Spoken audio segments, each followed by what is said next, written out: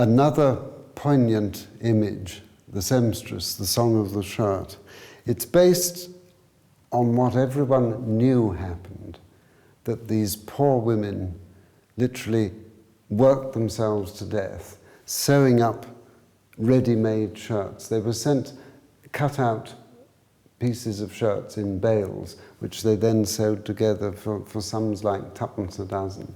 And they worked themselves to death in freezing attics like this and stinking damp cellars, so that gentlemen might wear crisp white linen shirts. And it's also combined with Thomas Hood's famous poem, The Song of the Shirt, which was published at about the same time as this quartet of pictures was painted. Unfortunately, the picture has deteriorated very badly because it was damaged badly in Watts's lifetime, and his endeavours to repair it damaged it even further.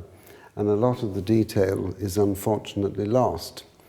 But originally the shattered window panes were stuffed with rags, and her work basket has tumbled onto the floor and the contents spewed out, and she hasn't the energy to bend down and pick it up.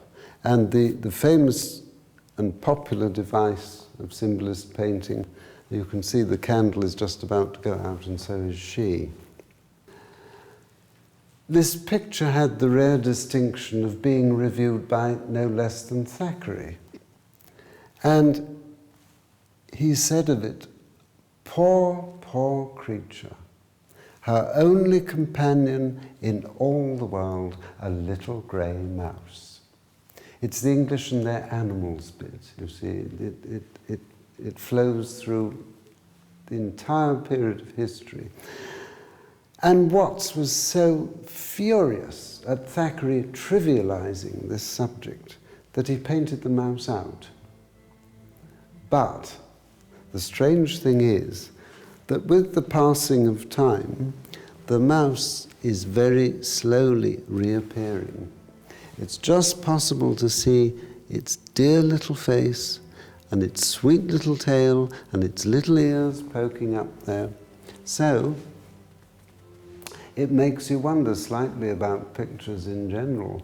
They seem to have a life of their own, and perhaps all that stuff about Dorian Gray isn't as fanciful after all. Without doubt, on the aspect of sheer size, the Irish famine is the most impressive of the quartet. And its impressiveness comes because, unusually for 19th century painters, Watts does not treat the Irish as a comic subject. Look for a moment at the desperation and defiance in the man's face, the bitter resignation of the old mother. And is the child dying? Is it already dead? Of course, it's a variation on the theme of the Holy Family. There are only so many permutations in the universe.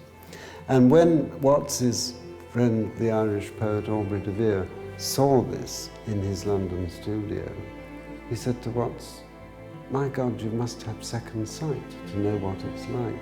But you must come to Ireland and see for yourself." And Watts did, and he was even more appalled when he saw the bitter reality of it. He'd of course known what was going on from the reports in the newspapers, and it was from those that he painted the picture.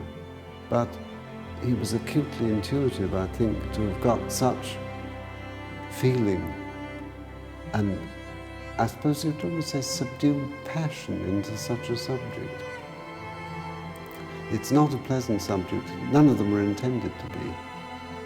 And in fact, somebody, when we had a party of school children, they'd been doing some work. It was 2 or 3 years ago, the 150th anniversary of the potato famine, and they'd been doing a little work about it.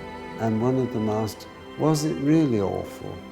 And I said, Go and look at the face of the man in the picture for a minute, and you'll know what it was like."